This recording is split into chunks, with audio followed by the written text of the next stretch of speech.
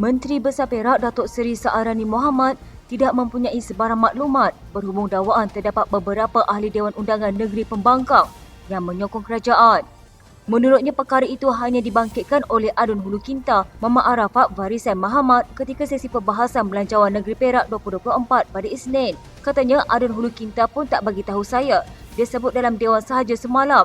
Kena tanya dia lah, tak ada siapa-siapa merujuk kepada saya dan tidak ada siapa-siapa memaklumkan kepada saya. Jadi apabila YB Hulu Kinta mengumumkannya dalam Dewan, dia bertanggungjawablah di atas kenyataan itu. Pada Isnin, Muhammad Arafat mendedahkan sekurang-kurangnya 3 adun pembangkang didakwa akan memberikan sokongan kepada kerajaan negeri Perak selepas menemui mereka baru-baru ini. Adun Hulu Kinta itu menjelaskan alasan diberikan oleh adun pembangkang itu disebabkan mereka yakin dengan kepimpinan Perdana Menteri Datuk Seri Anwar Ibrahim di peringkat pusat dan Saarani di peringkat negeri. Bagaimanapun, beliau enggan mendedahkan butiran adun-adun berkenaan. Sementara itu, Ketua Pembangkang Razman Zakaria menafikan perkara tersebut dan menganggap kenyataan Muhammad Arafat itu sebagai provokasi. Keputusan Pilihan Raya Kecil Parlimen Kemaman yang diumumkan pada 2 Disember lalu menyaksikan kekalahan UMNO dalam memenangi hati pengundi di kawasan tersebut. Calon daripada Barisan Nasional Jeneral Besar Tan Sri Raja Muhammad Effendi Raja Muhammad Noor yang mempunyai rekod pencapaian terbaik akhirnya terpaksa akur apabila ditewaskan oleh calon PAS juga merangkap Menteri Besar Terengganu Datuk Seri Dr. Ahmad Samsuri Mokhtar. Ini menunjukkan isyarat bahawa orang Melayu masih berpegang kuat dengan calon yang bersih daripada sebarang pertuduhan mahkamah selain memperjuangkan agenda agama dan bangsa.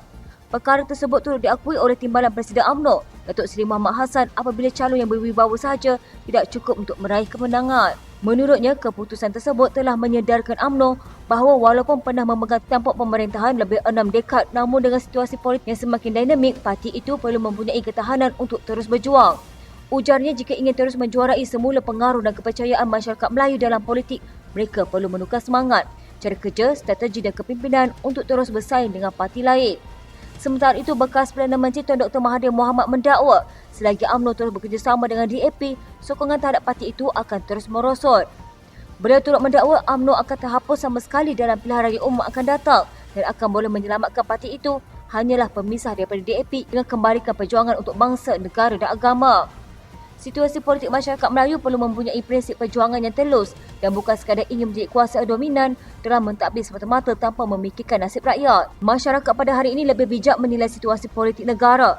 Malah terdapat sebahagian daripada mereka sudah tidak mempunyai keyakinan terhadap mana-mana pemimpin politik. Jika UMNO masih mahu terus kekal relevan, perubahan daripada peringkat akar umbi perlu dilakukan bagi memastikan agenda parti yang ingin memperjuangkan agama dan bangsa dapat dicapai. PAS mengakui parti itu lebih besar berbanding bersatu, namun berpendapat tidak perlu ditimbulkan isu siapa yang sepatutnya mengetuai Perikatan Nasional. Timbalan Presiden PAS Tun Ibrahim Tuan Man berkata, prinsip kerjasama parti dalam gabungan PN ialah mencapai kesepakatan sebelum membuat sebarang keputusan. Pandangan itu dibuat Tuan Ibrahim beberapa hari selepas Setiausaha Agung PAS, Tauhidin Hassan menyatakan bahawa parti itu sudah bersedia memikul tugas lebih besar ekoran keputusan pilihan raya kecil di Kemaman. Katanya, kita dalam PN, apa-apa yang kita nak putuskan, kita putuskan bersama. Walaupun dominasi pilihan raya sejak dulu pun PAS lebih besar daripada bersatu, tapi kita berpakat. Yang penting siapa terajui kita setuju. Tan Sri Muhyiddin Yassin mempengerusikan PN dan ini disetujui oleh Presiden PAS Abdul Hadi Awal. Mengulas kenyataan Tauhidin yang menganggap PAS mencatat kejayaan terbaik dalam sejarah di bawah pimpinan Abdul Hadi Awal, Tuan Ibrahim berkata ia hasil wujudnya pasukan yang baik.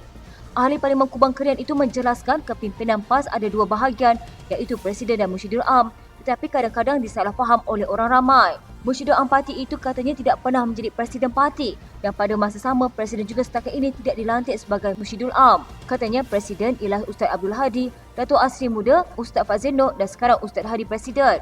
Pencapaian terbaik pada zaman beliau Abdul Hadi kita akui. Walaupun kerajaan Terengganu juga pernah hilang pada zaman beliau. Kita pernah tinggal satu kerusi di Kelantan, tapi saya ingat gabunglah secara keseluruhan. Pasukan yang ada bersama Presiden ini satu tim yang baik yang boleh bagi input bersama bukan sahaja dalam kalangan pimpinan tapi juga ahli.